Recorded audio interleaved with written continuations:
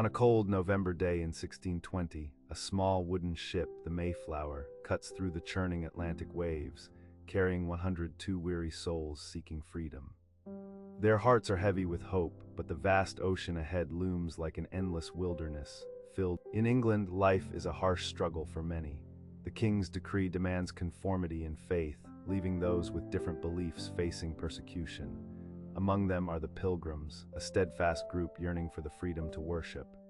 Their lives are overshadowed by poverty and limited opportunities. However, whispers of the New World spark dreams of a fresh start, a place. Driven by desperation and faith, the Pilgrims make a fateful decision to leave their homeland.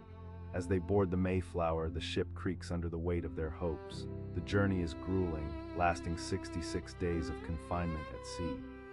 The air is thick and damp, with storms battering the ship. Many grow sick, while fear and uncertainty gnaw at their spirits. Yet through it all, finally land appears on the horizon, a beacon of hope amid the turmoil. But as the Pilgrims set foot on North American soil in November, winter's icy grip envelops them. They are met with a desolate landscape, no shelters, no warmth, only the biting cold and scarce provisions. The first winter is merciless. Hunger and illness claim nearly half of their number. Their journals echo with desperate prayers for safety. Yet in their darkest hour, the Pilgrims encounter the Native Americans, the Wampanoag, who have thrived in these lands for generations. These indigenous peoples possess deep knowledge of the environment, the seasons, and survival. Introduced to new foods and farming techniques, the Pilgrims begin to understand that cooperation is essential for their survival. Their desperate struggle transforms into. Amid the bitter winter, hope flickers as the Pilgrims learn from the Wampanoag. Chief Massasoit approaches, embodying caution yet offering a vision of peace. The forests are strange, the animals unfamiliar, and the soil challenging. But with guidance, the Pilgrims start to adapt, their bleak existence slowly shifting towards the promise of a sustainable life in this new world, where two cultures begin to intertwine in a fragile yet hope. Both sides tread lightly, aware of the stakes, but understanding that their collaboration could pave the way for safety. This first encounter was more than a mere meeting. It marked the dawn of a relationship destined to reshape the future of the colony. Among the Wampanoag was Squanto, a man whose significance would prove crucial to the Pilgrims' survival.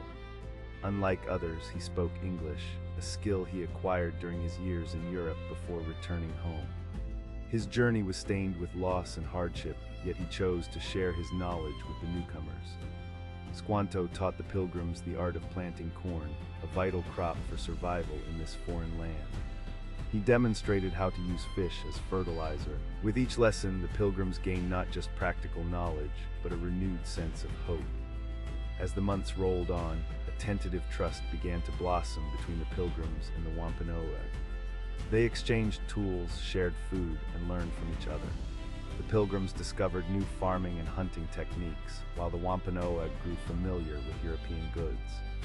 Cultural differences remained, yet both sides recognized the immense value of cooperation.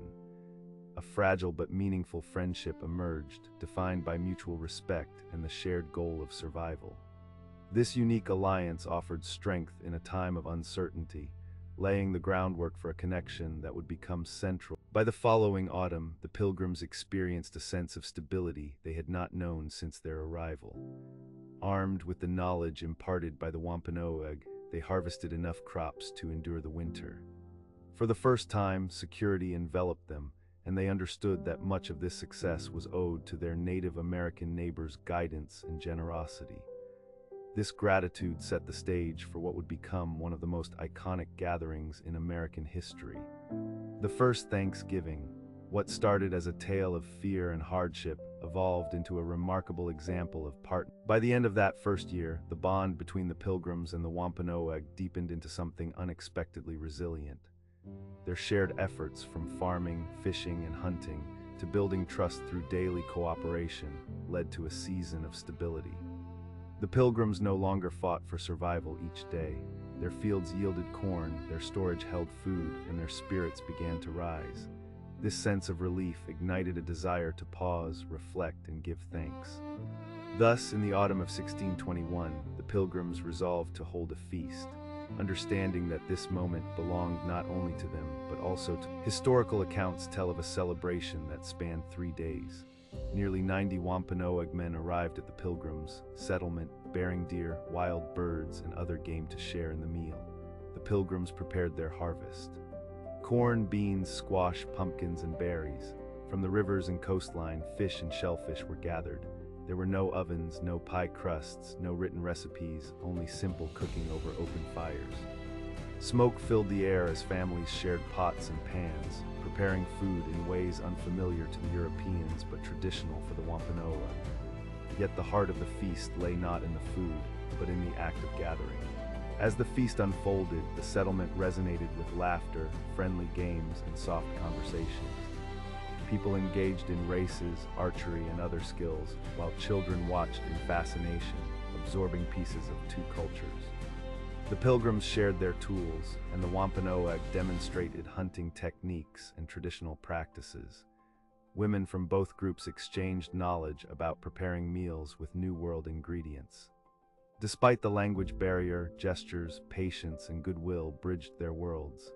In these moments, the struggles of the past winter faded, replaced by a rare understanding between two cultures. The first Thanksgiving was not flawless, nor did it herald eternal peace. Yet it was a heartfelt expression of gratitude, the Pilgrims giving thanks to God, nature, and the Wampanoag, whose guidance had been vital. It was a reflection. In the years that followed, challenges and conflicts would emerge, but this fleeting moment of harmony lingered in American history. Its impact resonated deeply, shaping the nation's identity and forging connections that would endure through trials yet to come. Voices once united in purpose would soon find themselves at odds, yet the memory of this unity would guide them forward. As the nation faced adversity, the echoes of that harmonious time served as a reminder of what could be achieved together. The lessons learned in that brief moment would weave through the fabric of history, influencing generations to come. In the heart of conflict, the spirit of unity remained, a beacon of hope lighting the path through turbulent times ahead.